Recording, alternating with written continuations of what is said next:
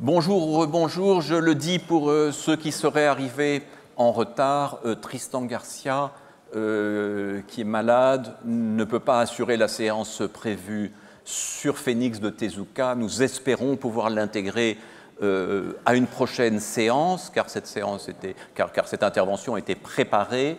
Et donc, c'est d'un tout autre sujet que je vais vous parler, mais qui sera dans une continuité assez grande avec les usages de la page, et puis l'hommage à un des plus grands auteurs, et vous le voyez aussi, des plus élégants de l'histoire de la bande dessinée, Winsor McCay.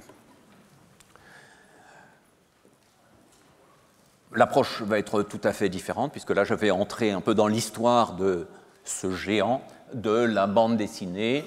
Je dis géant, même si c'était probablement un des plus petits auteurs de taille de l'histoire de la bande dessinée, ce qui donnera une saveur particulière à tous les jeux sur l'échelle que connaîtra Little Nemo, le bien nommé. Donc la date de naissance de Winsor McCay est disputée. Il est né sans doute aux États-Unis, peut-être au Canada, sans doute en 1869, peut-être en 1867. De son enfance, on ne sait qu'une seule chose, c'est qu'il dessinait sans arrêt, quel que soit le support, et sur les vitres marquées de buée quand il n'avait pas de papier. Voici un autoportrait en jeune homme sous un de ses pseudonymes, Silas, car Winsor McCay est un auteur qui aura produit énormément et qui donc, pour pouvoir distribuer ses productions dans plusieurs journaux, aura besoin de recourir à plusieurs signatures. L'élégance est déjà là.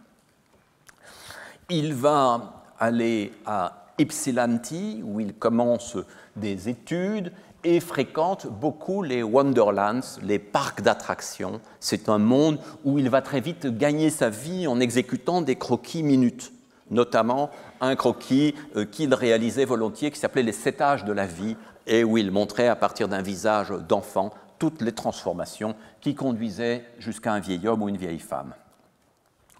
À Detroit, ville plus importante et alors en plein développement, il va suivre les cours d'un professeur qui semble avoir été tout à fait remarquable. Donc, son nom est parvenu jusqu'à nous, John Goodison, qui essayait sur ses élèves, et particulièrement sur Winsor, qui est le seul dont on se souvient, qui essayait une nouvelle méthode d'approche de la perspective en travaillant essentiellement à partir de cônes, de sphères, et d'autres formes géométriques simples. Il y aura chez Winsor McCay une maîtrise absolument éblouissante de la perspective et une dette qu'il reconnaîtra envers Mr. Goodison.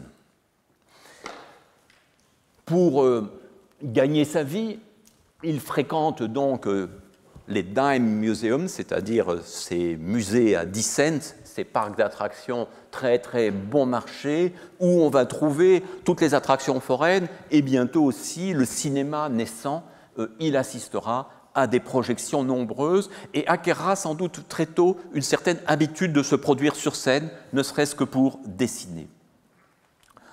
Il est frappé en 1893 très durablement et très profondément par l'exposition de Chicago, l'exposition universelle de Chicago, qui se caractérise par une architecture féerique qui sera un peu celle du Wonderland de McCay. Architecture nocturne, architecture provisoire aux dimensions extravagantes, recréation de fragments de villes européennes, un monde qui semble affranchi des contraintes de la réalité. Il publie très tôt dans la presse, dans un journal local d'abord, et produit même, dès la fin du XIXe siècle, des petites séquences de bande dessinée, dont celle-ci, je ne me prononce pas trop sur le fond, qui est un peu expéditif et cruel. Idéologiquement, Winsor McCay n'est peut-être pas un modèle, mais en tout cas, dans la maîtrise de la planche, tout est déjà en place. New York l'appelle. Un de ses amis lui dit « mais c'est à New York que tout se passe, c'est à New York que la presse se développe, on sait qu'on a donc ce public d'immigrants, cette ville qui se développe à toute vitesse, cette maîtrise plus ou moins complète de la langue anglaise qui va conduire l'image à jouer un rôle essentiel dans la presse, dans le quartier de la presse à Manhattan, où les journaux ont une circulation immense et où plusieurs de ces journaux vont être d'ailleurs repris un peu partout à travers les États-Unis. New York et dans une moindre mesure Chicago étant les deux grandes matrices au début du XXe siècle.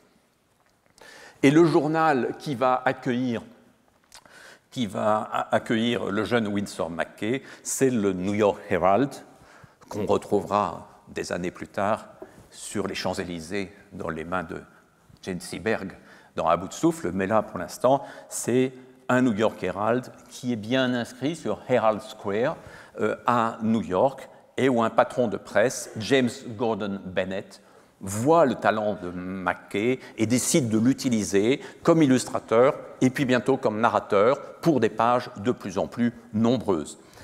Il y a d'autres dessinateurs remarquables. J'ai parlé tout à l'heure de Gustav Verbeek, qui travaillait lui aussi pour le New York Herald.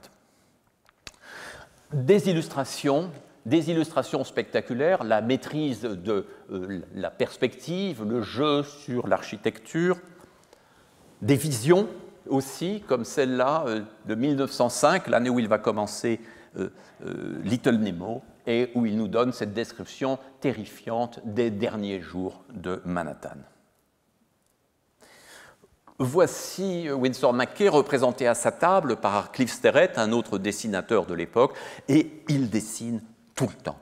Il dessine sans arrêt. Nous le voyons ici se faire réchauffer son frichti sans s'interrompre.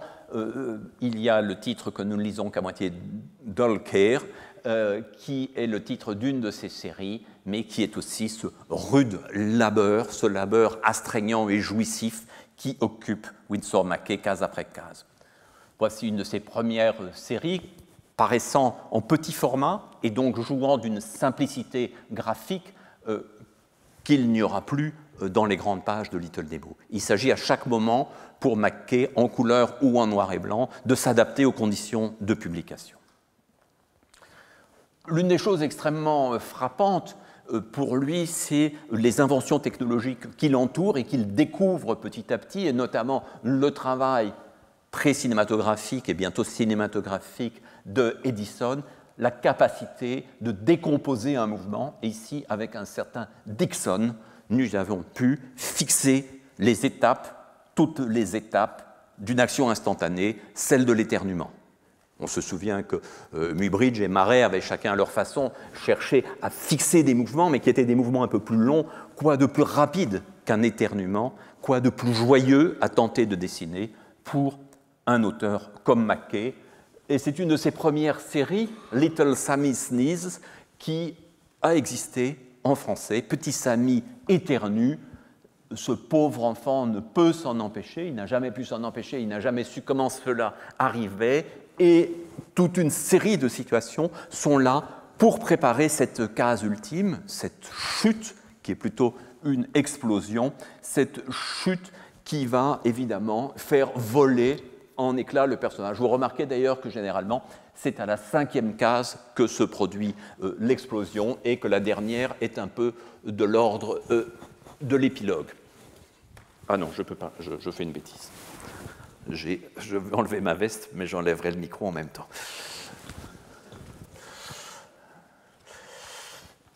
Évidemment, joie graphique de ces pages, capacité à représenter l'infiniment petit, ici, l'atelier d'un horloger, les pièces détachées, la jubilation de McCay que nous avons vue dans la simplicité, dans une des pages noir et blanc que je vous ai montrées, et que nous voyons ici dans la complexité.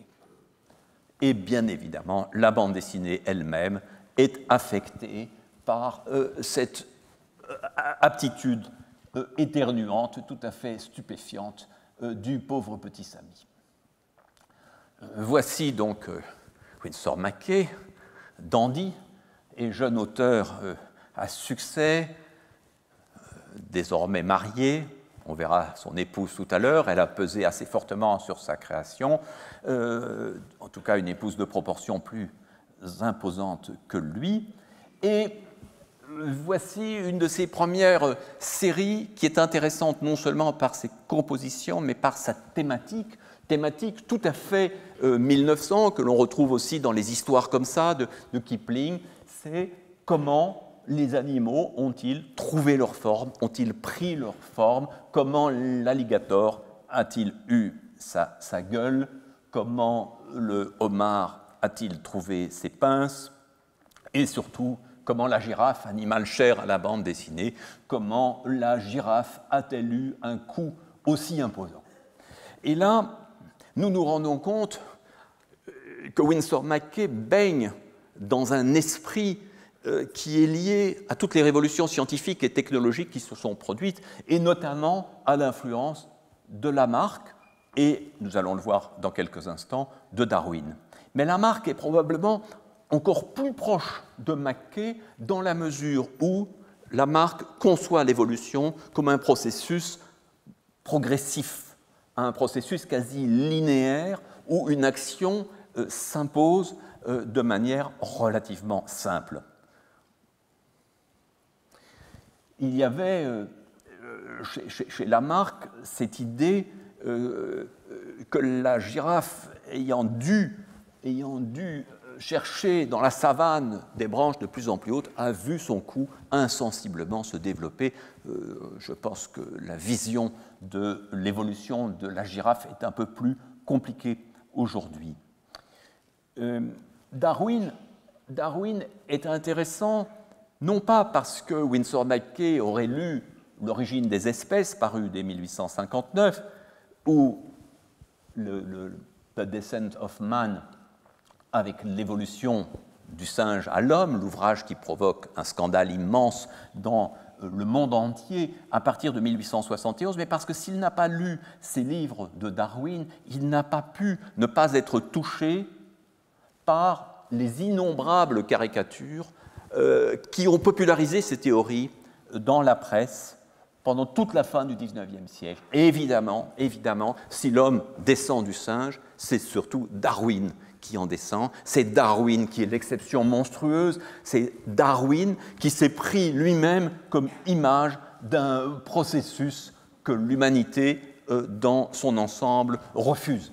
Et vous voyez donc que ce n'est pas seulement la presse anglaise ou américaine qui se moque de Darwin, mais aussi la presse française, la presse allemande, la presse espagnole. Dans le monde entier, on popularise cette idée que l'homme descend du singe à travers des caricatures. Et chez Winsor McCay, dans une page des cauchemars de l'amateur de fondue au Chester, que j'avais commenté dans la conférence Génie de la bande dessinée, et qui est reproduit d'ailleurs dans le petit livre qui vient de paraître, il est fait explicitement référence à Darwin. Ce lecteur conservateur, indigné, se voit pris au mot et véritablement transformé en très peu de cases en un singe que son épouse devra faire enfermer.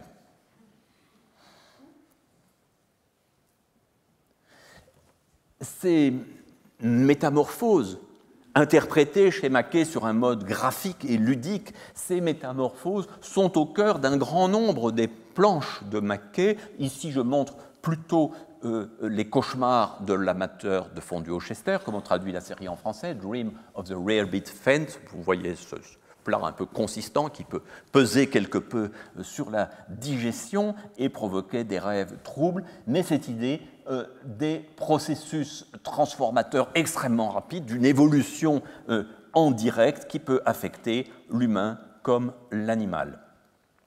Et qui peut bien sûr, comme toujours chez McCay, affecter la virtuosité graphique elle-même. Le trait peut se défaire, le trait peut nous étouffer, le personnage peut être menacé de n'être plus que quelques lignes.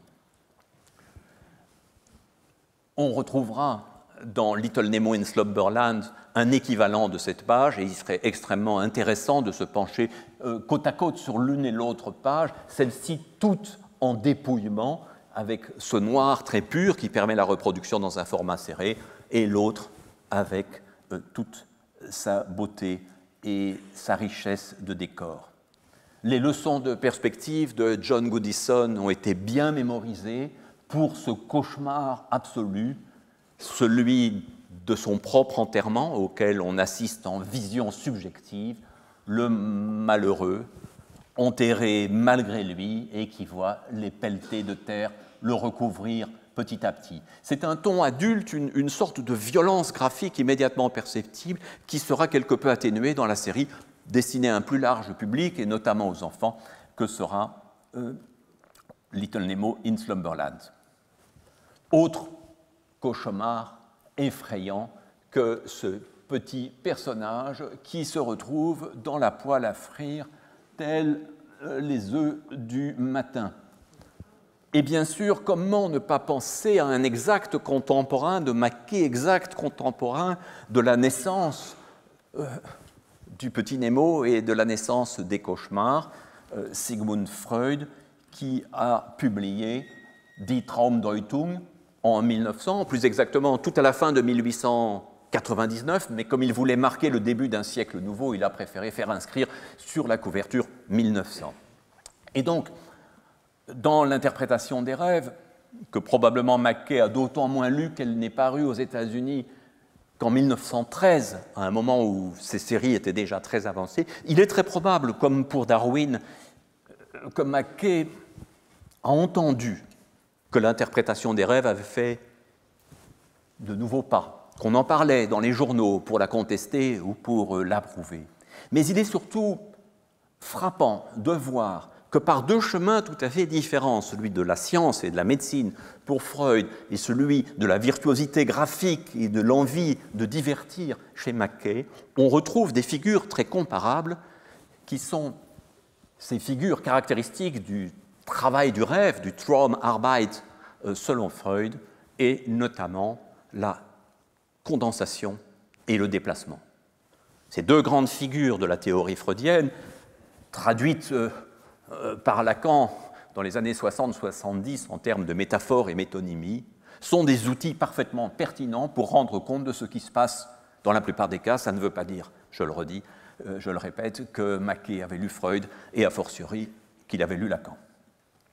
Mais Freud, via son ami Sándor Ferenczi, s'est intéressé à une bande dessinée qui n'est pas de Mackay, mais qui en est toute proche, qui en est une parente, et qui était parue dans un journal hongrois, Fidibus, sous la plume d'un dessinateur nommé Nándor Honti. Et donc voici non seulement la page en question, mais la page annotée par Freud.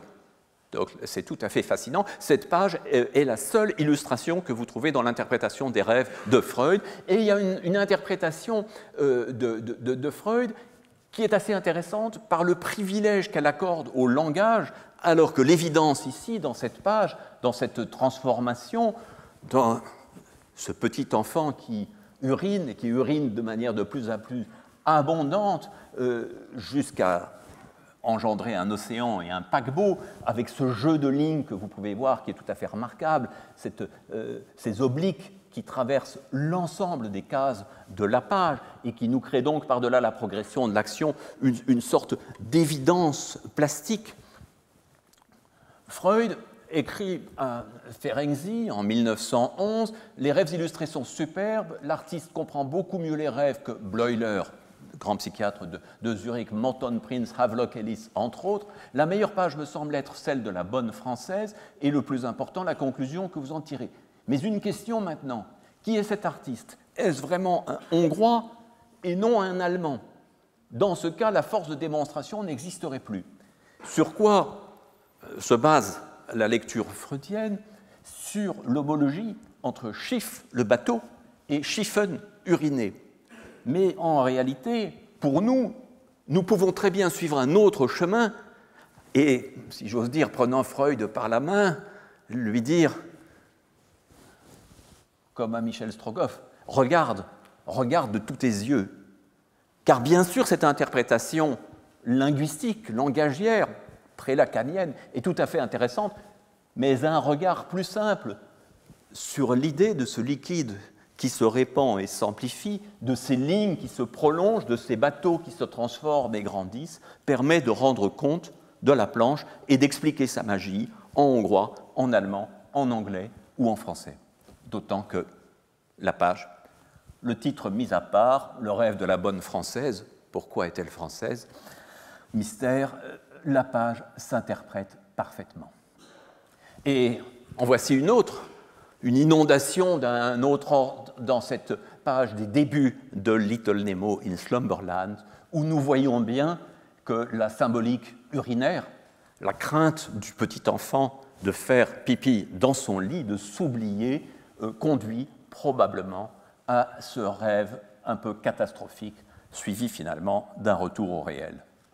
Alors Little Nemo, dont nous voyons ici un extrait d'une planche originale, et c'est très important de regarder le dessin original de Mackay. Il y a peu de planches qui ont été conservées, mais nous voyons que ce dessin, surtout quand nous le dépouillons de la couleur, est d'une extrême vie et d'une extrême diversité, notamment dans l'épaisseur du trait, l'envie de signaler et de souligner les traits essentiels, mais de ne pas omettre pour autant un certain nombre de détails réalisés d'une plume plus légère. Le petit Nemo est directement inspiré, la publicité s'en empare aussi, du fils de Winsor Mackay, Robert, et Robert, tant qu'il aura à peu près l'âge, accompagnera souvent son père dans des tournées promotionnelles. Les voici tous les deux. Vous voyez que Robert a déjà bien grandi, mais c'est une manière de populariser ce personnage qui est un des héros les plus connus aux États-Unis, pas seulement à New York, mais à travers l'Amérique tout entière, puisque les pages sont reprises dans de très nombreux journaux.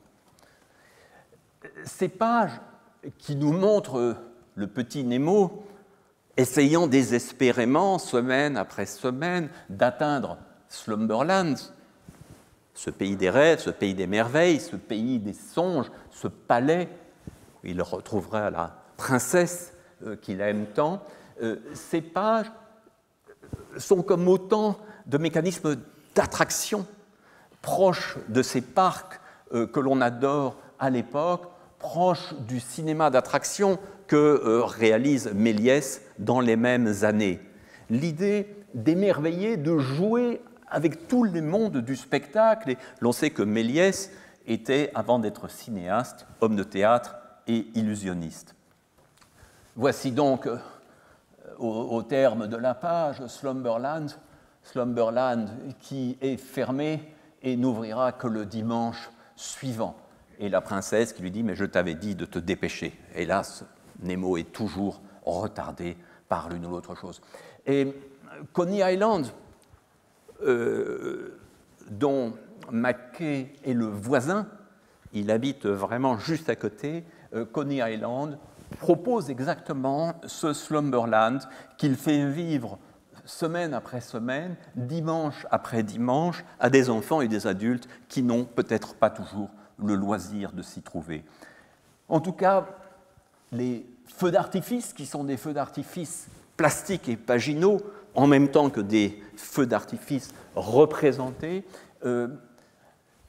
les palais des glaces, avec leurs déformations, qui sont là aussi l'occasion de jouer avec la forme de la page.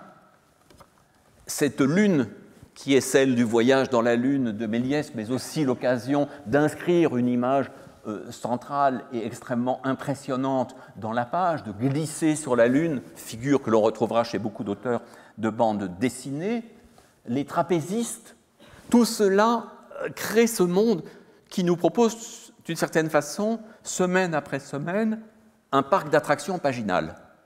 C'est de cela qu'il s'agit chez Mackay, c'est de recréer cet émerveillement, mais avec des outils qui ne sont ni les fauves, ni les dompteurs, ni les clowns, ni les trapézistes, mais bien le seul jeu du dessin, de la couleur et de l'organisation de la page. Chaque page est une fête et chaque page peut accueillir les inventions, l'automobile qui commence à se développer, mais tout aussi bien l'éléphant. Et remarquez, nous y viendrons dans une séance qui sera plus spécifiquement consacrée à la couleur, mais remarquez aussi la liberté extraordinaire dans l'usage des fonds colorés, une discontinuité qui n'empêche absolument pas la continuité graphique. Si nous voyons la page en noir et blanc, nous sommes frappés par sa continuité. Si nous la voyons en couleur, nous sommes frappés par ce jeu de contraste en toute liberté.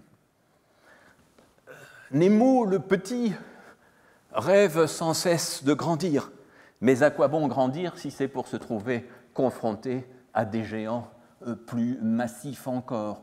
On peut enjamber les immeubles les plus vastes, on peut passer sur les gratte-ciel qui sont en train de se construire, voyageant à travers les États-Unis. Voyez aussi, dans cette page, à la superbe composition globale, voyez aussi l'importance du titre. Le titre, fondamentalement, n'est pas un élément surajouté. Le titre n'est pas un élément séparé de la page. Il est une occasion, comme les autres, de jouer, de se transformer. Il n'y a pas deux titres équivalents dans les pages de Winsor McCay, ils sont toujours redessinés. Et l'univers est sans dessus-dessous, le monde est menacé, et donc cet enfant émerveillé, cet enfant qui veut atteindre Slumberland, cet enfant qui va traverser en dirigeable les États-Unis, est tout le temps en prise avec une réalité extrêmement inquiétante que seule la dernière case permet de ramener à un réel plus rassurant. Ceci, c'est la page la plus célèbre de Little Nemo in Slumberland. Le lit est l'élément récurrent. Le lit, c'est ce qu'on trouve toujours à la dernière case et souvent à la première. Et donc, il est normal que le lit devienne ici le véhicule du rêve. Le lit se met en marche. Le lit a des pieds. Le lit a des jambes. Voyons les petits souliers de Little Nemo, le débarquement du dangereux flip à l'intérieur du lit, le lit qui se met à croître, tout cela dans une bande d'une parfaite simplicité, d'une totale linéarité sur un fond unifié. Voyez avec quel naturel, quelle perfection on franchit l'espace impossible de la porte, puisque le lit continue à grandir, il ne pourrait pas passer, mais si graphiquement cela marche, on est dans cette lecture absolument frontale, on avance à peu près sur le bord des cases en s'appuyant, tandis que les immeubles grandissent et que l'Art nouveau fait des siennes. Car voici que l'architecture se transforme, et donc nous avons toujours dans la partie supérieure, avec ce ciel bleu unifié, quelque chose qui nous semble naturel, et puis cette chute qui, tout naturellement, nous fait passer de la case 15 à la case 16. On a l'impression là d'avoir retrouvé le jeu des positions. Tout cela est d'une perfection, d'une fluidité, d'un naturel. Personne n'avait appris ça à Winsor McCay. Il n'avait pas grand monde sur qui s'appuyer, même s'il avait des contemporains brillants.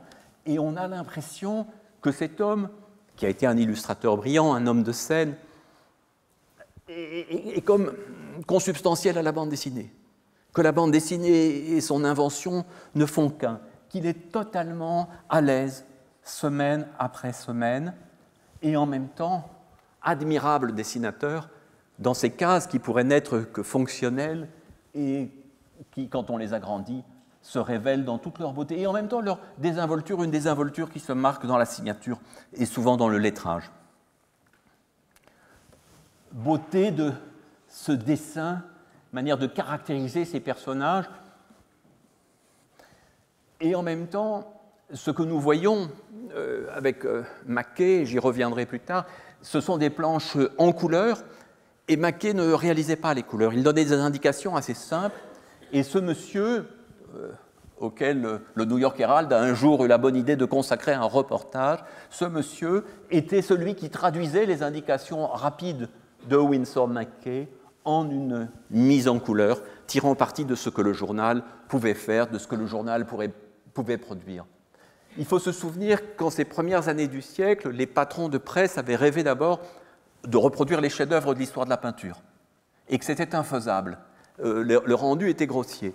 Par contre, la mise au point d'une mise en couleur nuancée, reposant sur le jeu du Bendé, permettait d'atteindre de grandes subtilités. Et donc on se demande un peu comment communiquaient Winsor McCay et ce monsieur dont j'oublie provisoirement le nom. Il habitait donc près de Coney Island, vaste villa, loin de Herald Square, et donc il est très probable, étant donné le rythme de production de McCay, parce qu'aux pages de Little Nemo s'ajoutaient les cauchemars de l'amateur de fondue au Chester et bientôt d'autres pages, il est très probable qu'il se rendait très très rarement au siège du journal. Voici Mrs.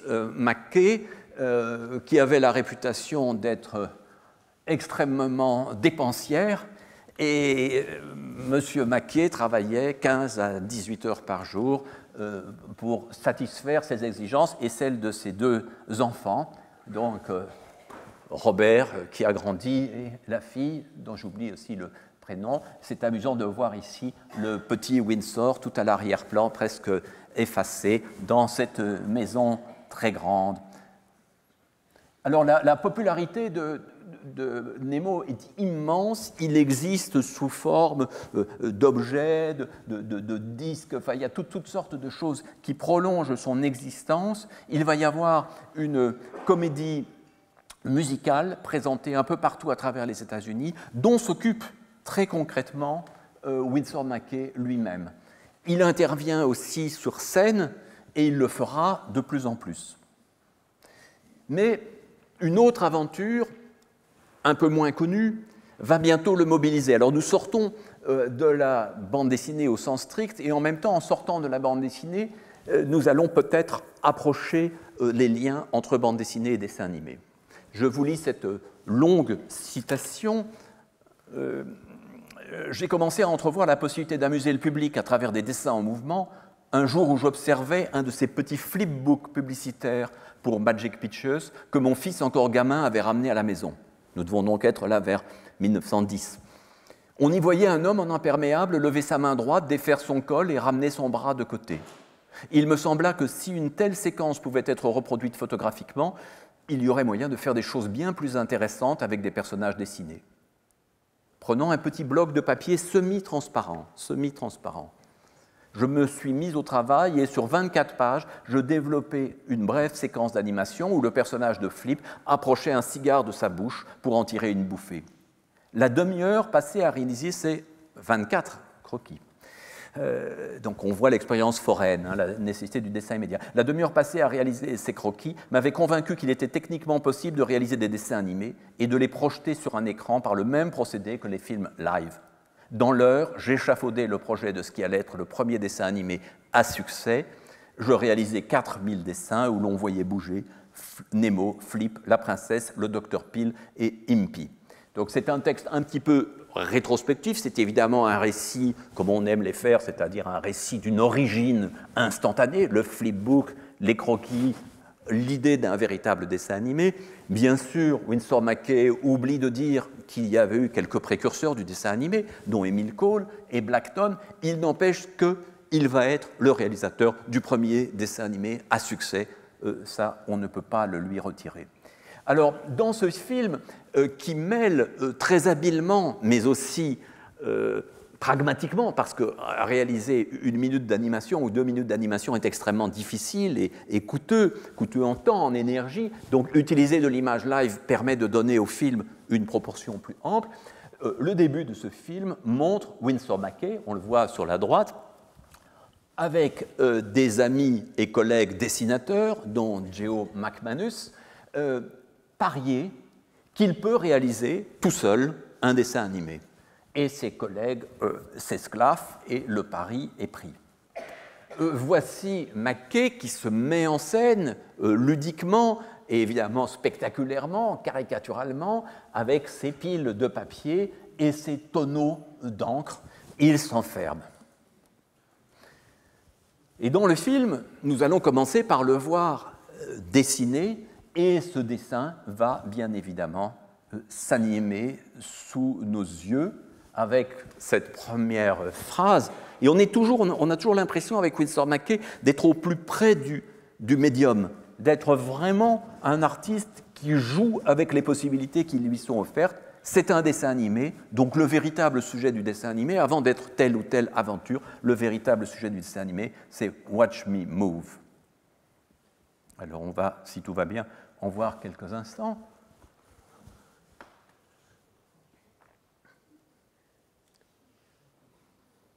Le personnage de Imp, le petit sauvage, qui est aujourd'hui violemment et à juste titre critiqué par ses présupposés racistes, mais qui, dans le contexte de l'époque, ne semblait pas choquer beaucoup.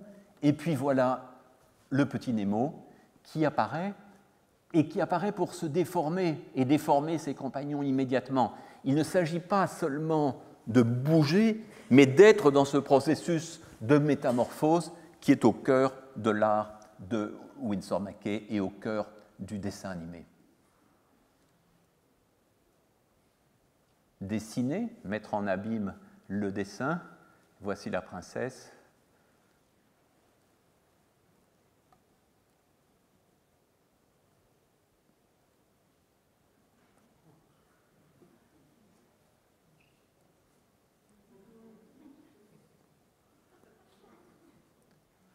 Bien sûr, il reprend le vocabulaire que nous avons vu dans les planches de Little Nemo, mais la manière de conduire l'histoire est absolument spécifique à l'art qu'il est en train d'inventer sous nos yeux. Il y a là quelque chose d'absolument magique. On est frappé aussi, pour un film des tout premiers temps, par la maîtrise du rythme. Tout, somme toute, va extrêmement vite.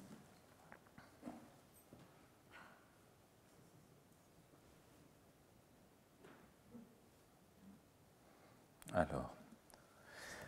Et donc, ces dessins animés se popularisent extrêmement vite, en témoigne cette affiche qui est manifestement liée au tout premier film, le dernier cri des dessins animés, donc la France même, qui a vu naître au musée Grévin avec Émile Cole le dessin animé, qui ne connaît pas bien les bandes dessinées de Winsor McCay, puisque seul Petit Samy éternue est encore paru en France, et des pages dans l'édition française du New York Herald, mais dont la circulation est probablement restreinte, et là, une affiche qui nous montre l'importance de la chose. Alors, il récidive assez vite, adaptant un des cauchemars de l'amateur de fondue au Chester, c'est le moustique, comment agit un moustique, un dessin animé assez terrifiant, assez impressionnant, même avec ce simple trait, cette manière dont le moustique va pomper le sang du malheureux dormeur est assez impressionnante.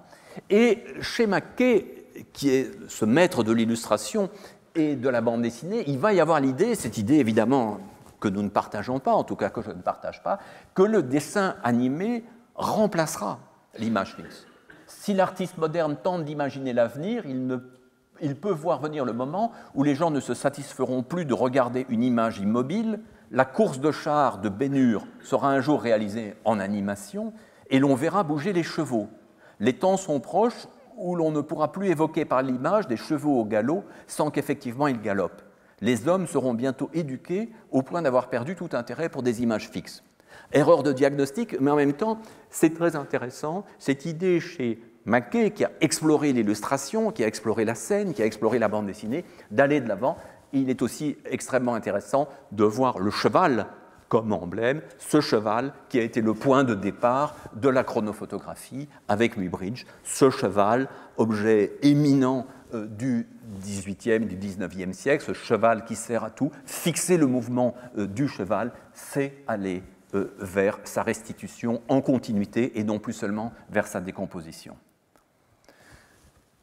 Il se trouve que beaucoup de spectateurs et spectatrices de l'époque étaient dubitatifs et croyaient qu'il y avait un truc à la Méliès, c'est-à-dire qu'un petit garçon avait réellement servi, et d'autres personnages avaient réellement servi à faire le dessin animé de Little Nemo, ça nous semble extravagant, mais c'est comme ça, et qu'une technique de photographie spéciale avait permis de réaliser le film sur le moustique. À ce moment-là, Winsor McCay a une idée formidable pour convaincre définitivement le public qu'il s'agit bien de dessin animé, c'est de réaliser le premier film de dinosaures de l'histoire du cinéma et de l'histoire du dessin animé. Il se dit, là, on ne pourra pas me soupçonner d'avoir fait tourner un dinosaure. Et donc, il invente Gertie, et on possède un certain nombre des originaux. Alors, ce qui est absolument fascinant, c'est d'abord de voir les marques technique, c'est-à-dire une technique qui a été utilisée classiquement à travers toute l'histoire de l'animation, les repères qui permettent de reprendre quasi le même dessin en ne transformant que quelques éléments. Mais ce qui est fascinant, c'est évidemment la volonté de McCay de réaliser seul ce qui, normalement, doit devenir un travail d'équipe, un travail collectif avec une division des tâches extrêmement forte. McCay ne veut pas perdre son trait, ne veut pas perdre la maîtrise du mouvement et la continuité, et donc s'impose de réaliser seul tous les originaux. Alors, je crois qu'on va... Voilà.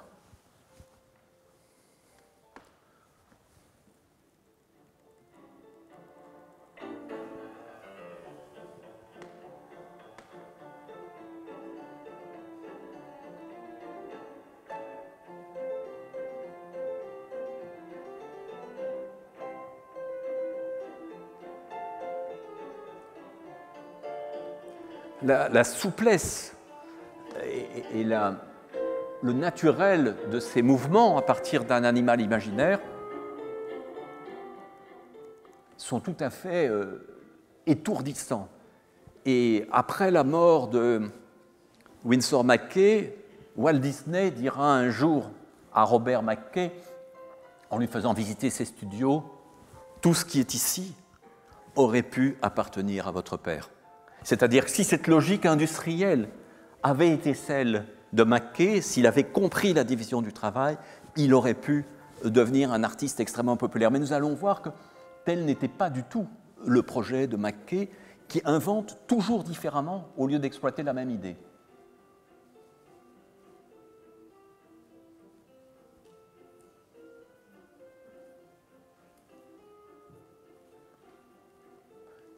Vous pouvez découvrir d'ailleurs la plupart de ces dessins animés, on les retrouve sur Internet dans une qualité meilleure que cette petite projection sur grand écran.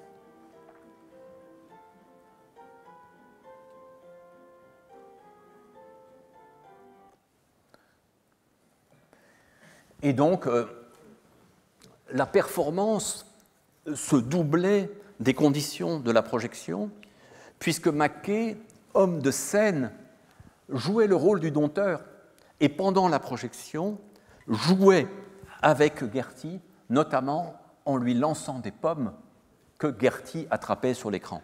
Donc il y avait là une autre magie. Il était le bonimenteur, il était l'acteur. On n'a pas de traces de ces spectacles, mais quelques témoignages. Et en tout cas, il passait énormément de temps à travers les États-Unis à accompagner ces films, et sans doute en les accompagnant aussi d'attractions graphiques. Alors voilà encore un autre film, un peu moins connu, mettant en scène les centaures, une autre technique graphique, et puis le premier dessin animé documentaire de l'histoire en pleine Première Guerre mondiale. L'Amérique n'est pas encore entrée en guerre, hésite à entrer en guerre lorsque survient le torpillage du Lusitania avec des centaines de morts, un drame qui choque le monde entier et qui heurte particulièrement Winsor McCay, qui est persuadé que l'Amérique doit voler au secours de l'Europe, ne pas laisser ce crime impuni, et qui se met en tête, puisqu'il n'y a pas d'image de la catastrophe, on n'a pas pu la filmer, de la montrer en dessin animé. Donc, alors, il s'enferme pendant très longtemps avec une documentation considérable pour mettre en scène cet événement, le Lusitania qui navigue, le Lusitania qui est touché, qui coule peu à peu, et les quelques rescapés.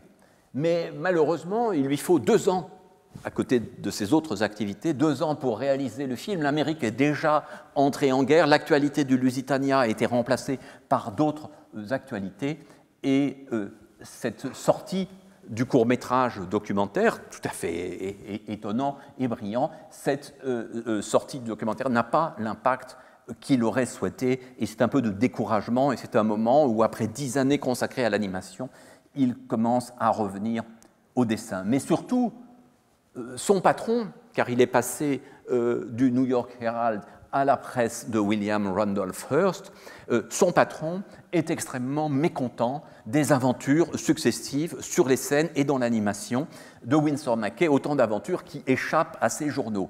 Un jour, on raconte que William Randolph Hearst se renseigne sur la ville où se trouve McCay, essaye de le joindre au téléphone, et on lui répond « Monsieur McCay est très occupé ». Et donc McCay ne prend pas Hearst au téléphone. Hearst est absolument furieux, il convoque McCay à son bureau, double ou triple son salaire, mais en lui demandant de ne plus travailler que pour lui. Donc c'est aussi la fin de l'aventure, non seulement de la bande dessinée, mais du dessin animé, car il va devenir maintenant l'illustrateur des éditoriaux que souhaite avoir Hearst dans ses journaux, une sorte d'éditorialiste graphique au service de propos souvent réactionnaires. Et donc, une partie de la fantaisie de Winsor McCay disparaît, même si la virtuosité graphique est toujours au rendez-vous.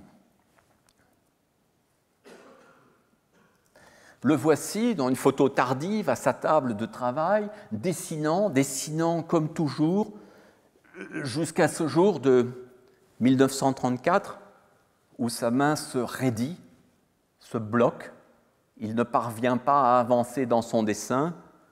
Il descend, retrouve sa femme dans le salon et lui dit « Ma main, c'est fini, fini ». Et 1 heure après, il est mort. Il a dessiné jusqu'au bout et la presse américaine lui rend hommage le lendemain, et particulièrement les journaux auxquels il a contribué, les journaux si nombreux, taught himself to draw, il a inventé lui-même son apprentissage du dessin, ce qui n'est pas tout à fait vrai, il y a beaucoup d'approximations, mais enfin, on voit la célébrité de ce dessinateur et pas seulement de ses personnages, c'est Winsor McCay en tant que tel. Les années passant, il va être un peu oublié, la bande dessinée se développe dans une autre direction, son fils Robert découpe imprudemment une série d'originaux pour essayer de composer de nouvelles pages, en dessine lui-même quelques-unes qui ne sont pas très convaincantes. Il était Nemo, mais il n'était pas McCay, donc pas Winsor. Et ces bandes qui sont parues dans les journaux n'ont jamais été reprises en album, notamment parce qu'elles sont gigantesques. Et il faudra beaucoup d'années pour que Peter Maresca, d'abord, repris en France par les éditions Delcourt, puis les éditions Taschet, dans un énorme volume très pesant, une véritable valise, reprennent dans un grand format et tout en couleur les pages que nous n'avions autrefois connues que partiellement en couleur dans l'édition de format plus réduit de Pierre Auret. Et pour des informations plus complètes sur la vie et l'œuvre de McCay, vous trouverez bien plus que ce que j'ai pu vous dire dans l'ouvrage classique de John Canemaker. Voilà, Winsor McCay, un des géants de la bande dessinée, un inventeur sans relâche, finalement rattrapé par un patron de presse irascible. Merci.